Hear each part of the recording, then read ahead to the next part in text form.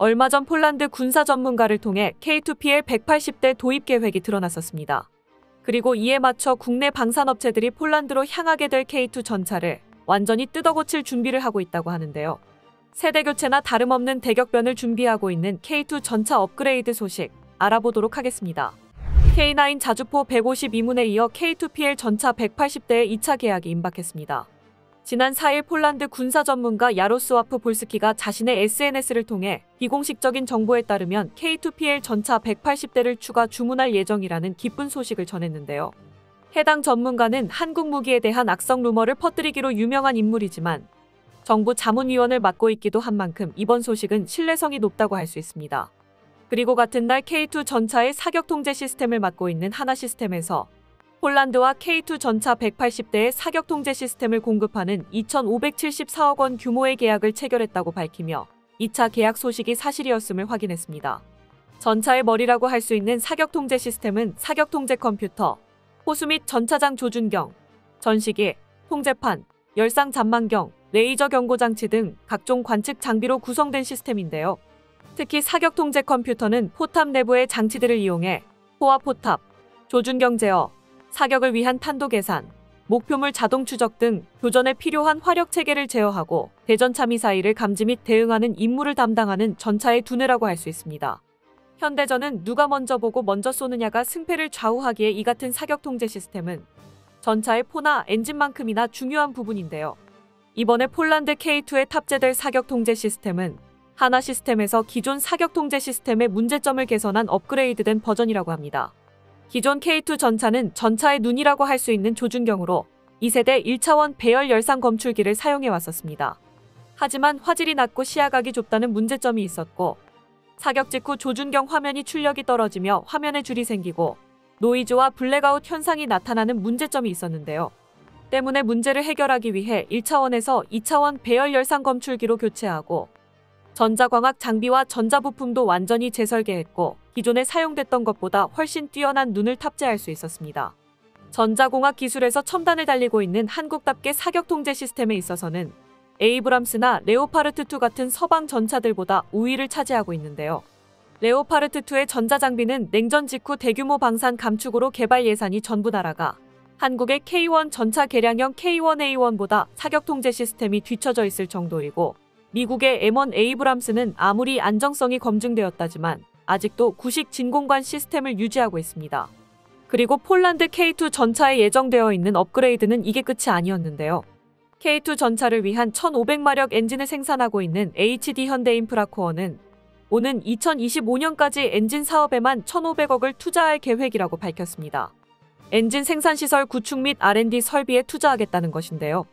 이는 올해 현대인프라의 방산엔진 매출이 올해 급격하게 늘어났기 때문입니다. 지난 2022년 12월 체결한 폴란드 K2 수출 1차 계약으로 1,830억의 매출이 발생했고 올해 초 튀르키예판 K2 전차라고 할 수 있는 알타이 전차가 양산에 들어가며 총 3,131억 원 규모의 엔진 수출 계약을 체결했었습니다.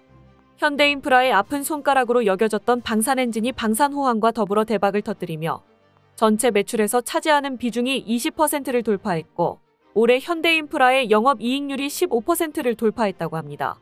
그런데 사실 지난 2020년대까지 방산엔진은 막대한 개발비만 잡아먹었지 마땅한 실적을 내지 못하는 분야였습니다.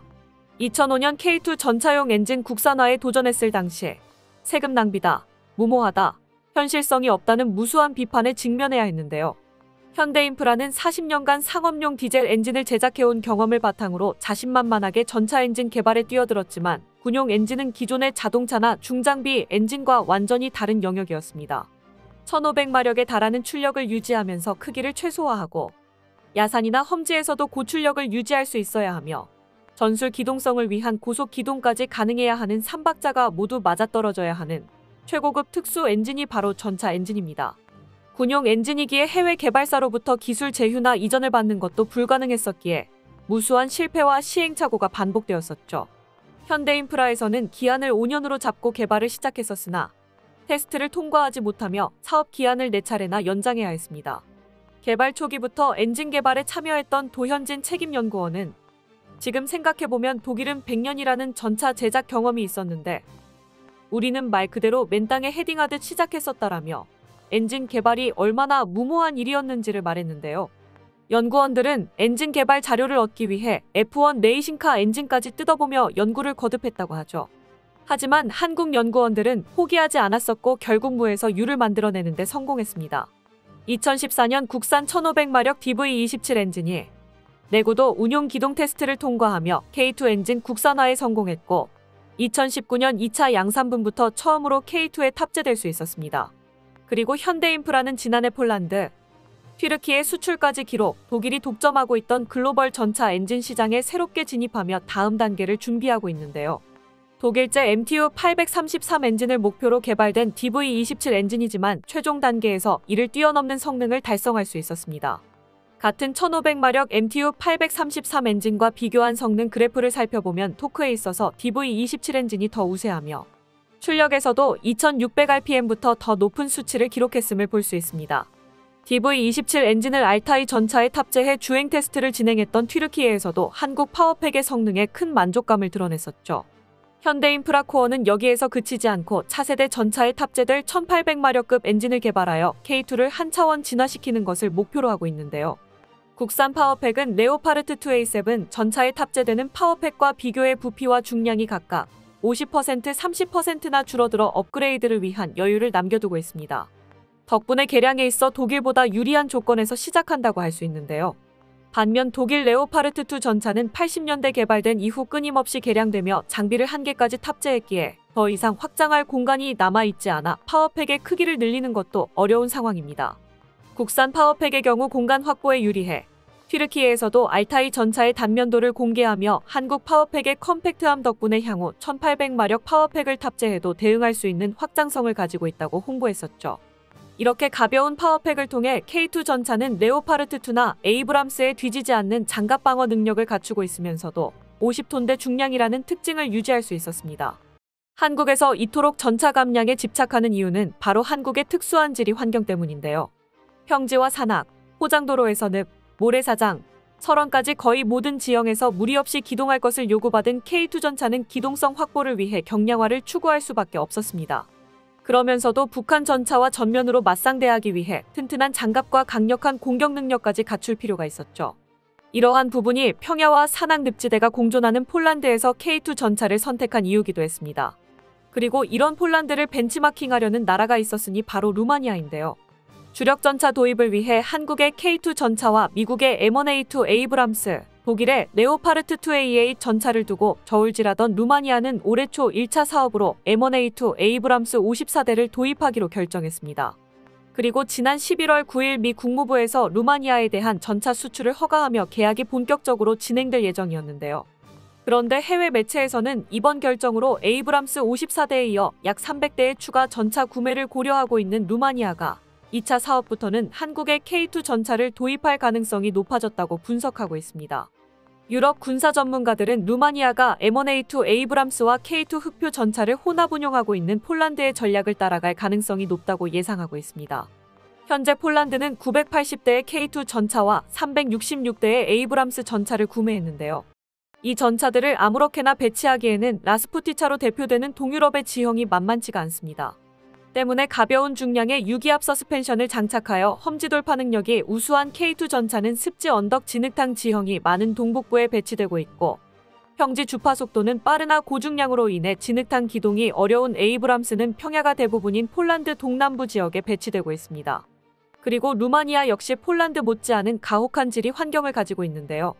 루마니아 국토의 3분의 1이 산악지대이고 3분의 1은 산림 지형이며 여기에 진흙 화산까지 더해져 에이브람스나 레오파르트 같은 평야 기동에 특화된 전차로 전 국토를 커버하는 것은 불가능한 일입니다.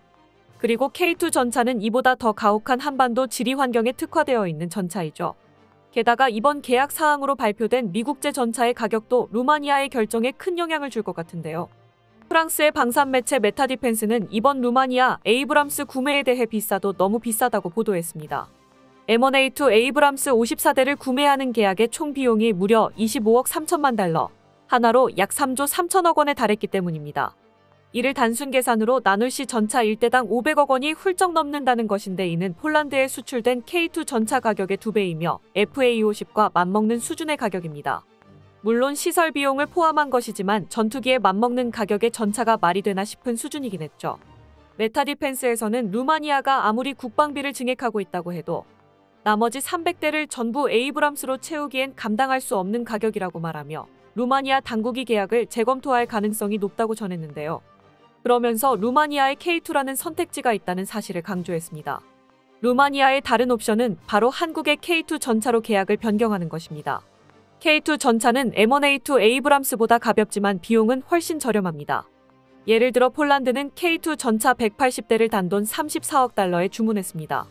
또 다른 경쟁자인 독일의 레오파르트 2A8 역시 최근 노르웨이에서 대당 약 3천만 달러로 에이브람스 못지않은 가격을 보여주었고 납품 속도에 있어서는 한국과 비교도 할 수 없다는 평을 받고 있습니다. 전 세계에서 세 손가락 안에 드는 전차로 인정받은 K2 전차이지만 폴란드를 제외하면 아직까지 수출 실적이 없어 아쉬운 상황입니다. 이번 루마니아 수출이 성공적으로 이루어져 K9 자주포와 같은 세계적인 베스트셀러가 될 수 있기를 기원해봅니다. 끝까지 시청해주셔서 감사합니다.